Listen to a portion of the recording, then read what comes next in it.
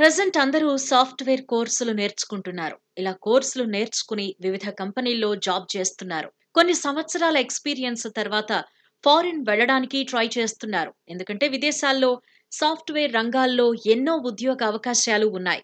దీంతో పాటు సాలరీ పరంగా కూడా చాలా మంది టెక్కీలు ఆకర్షితులవుతున్నారు. కొన్ని సంవత్సరాలు ఎలాగైనా అమెరికా లాంటి అగ్రరాజ్యంలో జాబ్ చేసి డబ్బు సంపాదించుకోవాలని అనుకుంటున్నారు. ఈ నేపథ్యంలోనే టెక్కీలు ఎక్కడో ఒక కంపెనీలో ఎక్స్‌పీరియన్స్ తెచ్చుకున్నాక అమెరికాకు వెళ్లే ప్రయత్నం చేస్తున్నారు. అదే సమయంలో అమెరికా వెళ్ళడానికి కావలసిన వీసా కోసం విశ్వ ప్రయత్నాలు చేస్తున్నారు.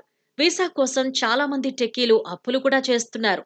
ఇలా అప్పులు చేసి మరీ వీసాలు తీసుకుంటున్నారు. అయితే ఇప్పుడు వీసాల ఫీజులు మరింత పెరిగినట్లు తెలుస్తోంది. ఈ పెరిగిన ఫీజుల వల్ల టెక్కీలపై మరింత భారం పడనుంది.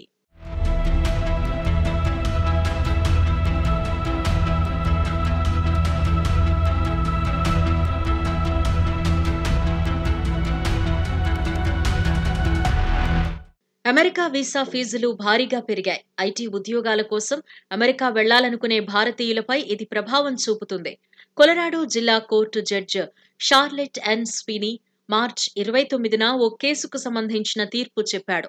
ఇలా తీర్పు చెప్పే సమయంలో కొత్త ఫీజుల అమలును అడ్డుకోవద్దు అంటూ ఉత్తర్వులు జారీ చేశాడు. ఆ తీర్పు తర్వాత US citizenship and immigration process వివిధ రకాల వీసాల ఫీజులను పెంచుతూ ఉత్తర్వులు జారీ చేసింది. ఐటీ ఉద్యోగులకు కంపెనీలు స్పాన్సర్ చేసే H-1B వీసా ఫీజు గతంలో $460 అంటే ఇండియన్ కరెన్సీలో 38,000గా ఉంది. అయితే ఇప్పుడది $780 పెరిగినట్టు తెలుస్తోంది. అంటే ఇండియన్ కరెన్సీలో 64,000 పెరిగింది. అలాగే దరఖాస్తు ఫీజు $10 నుంచి ఏకంగా $215 పెరిగింది. అంటే ఇండియన్ కరెన్సీలో $829 నుంచి $17,000 పెరిగింది. ఇది టెక్ పరిశ్రమపై పెను ప్రభావం చూపుతుంది. అలాగే ఉద్యోగులను ఇతర దేశాల నుంచి యుఎస్కు బదిలీ చేయడానికి ఉపయోగించే L1 వీసా ఛార్జీల్లోనూ భారీ పెరుగుదల కనిపించింది. దీని ఫీజు $460 నుంచి $1,385 పెరిగింది.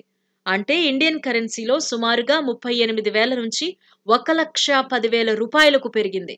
అలాగే ఇన్వెస్టర్ వీసా EB-5 ఫీజులో పెరుగుదల చాలా ఎక్కువగా ఉంది.